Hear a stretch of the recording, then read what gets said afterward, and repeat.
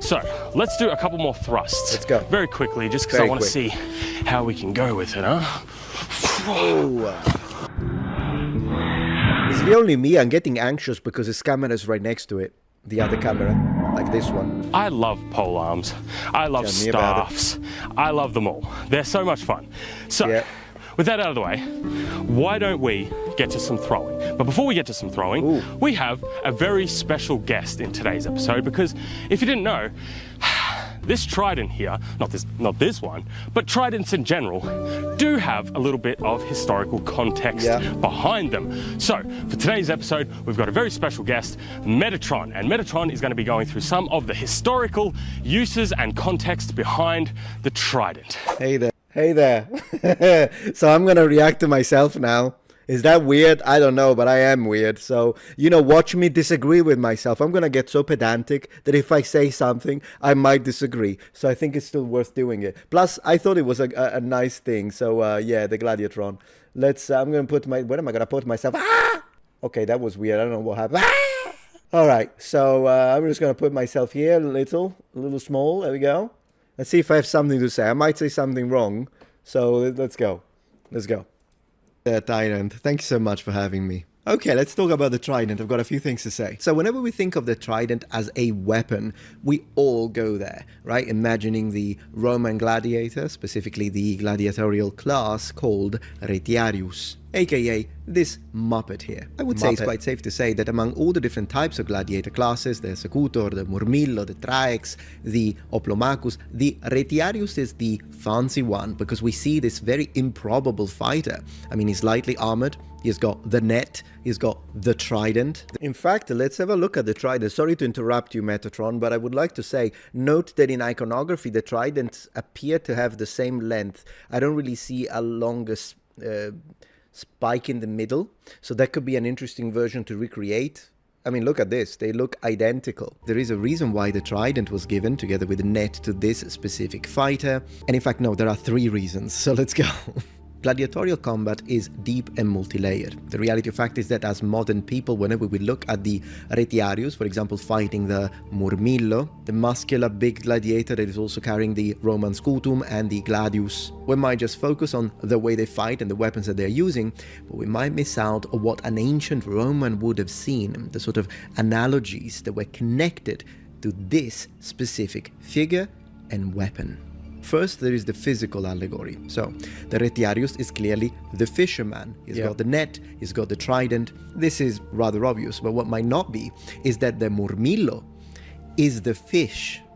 I agree with myself. It's true. So that we always think the retiarius is the fighter with the trident and he's the fisherman. I think we all know that. But the murmillo is the fish. So from the perspective of the Romans, this was an obvious thing. This is the fish in a mythological sense.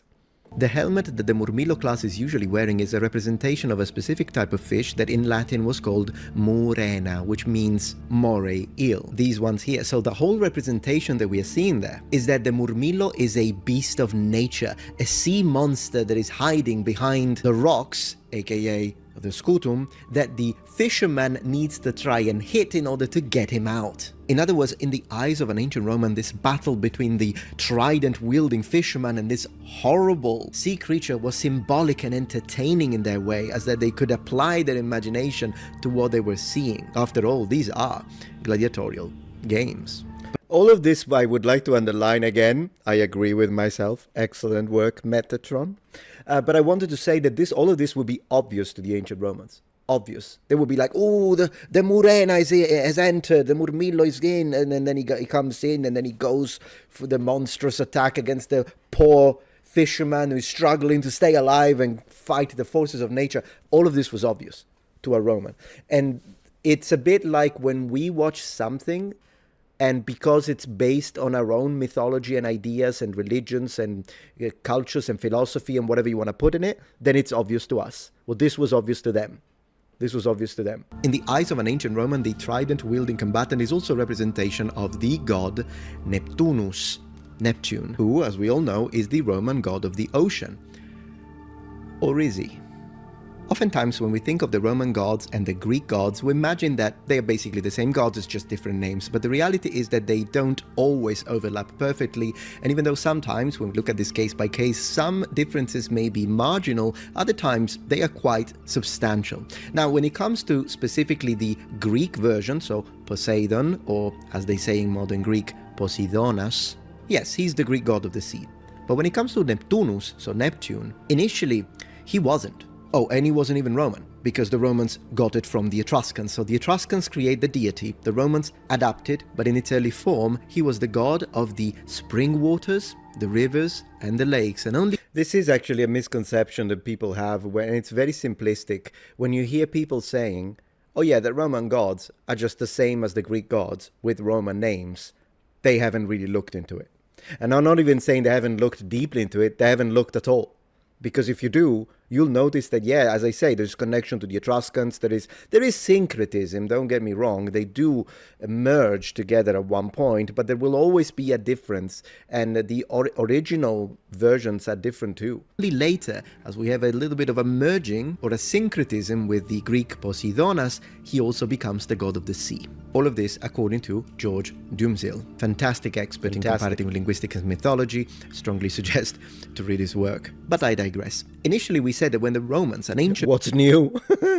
Romans were to look at a gladiatorial combat, a fight between a retiarius and a murmillo, they would not just see two guys fighting each other, but they would see a fisherman fighting a massive fish. But when this gets deeper, and it also becomes its own symbolism of ancient Roman religion, what is the murmillo then? What is Neptune doing with the trident? Trying to kill a fish? No. According to Markus Junkelmann, German historian and experimental archaeologist, in this specific scenario, the retiarius is Neptune. When he strikes the shield of the murmillo, he is causing seismic shakes, also known in this specific context as underwater earthquakes, because do remember, the god Poseidon is not just the god of the seas, he's also the god of the earthquakes. All of this is impressive, but what it really helps us to understand is that yes, the trident might not be the best weapon that you could give a fighter in a gladiatorial context, but that's why I was responding to you earlier on, and we were like, yeah, we don't know if it's a great weapon design, because it's not a weapon designed to be effective. It's a weapon designed, or it's an implement that the Romans chose to give to this specific gladiator because it was summoning all of this. So that's what it was doing. But it is the perfect weapon to give to a fighter to impress the ancient Romans and make this game 10 times more interesting because of the stimulus that it would provide to the ancients' imagination. And as a final fun fact, in its initial version, the god Neptune did not have a trident. He had a bident, the two-prong implement that we know ancient Romans were using to fish large fishes in the Po River. This is an image of Pluto because in Renaissance art they actually give the bident to Pluto. I'm done. Thank you.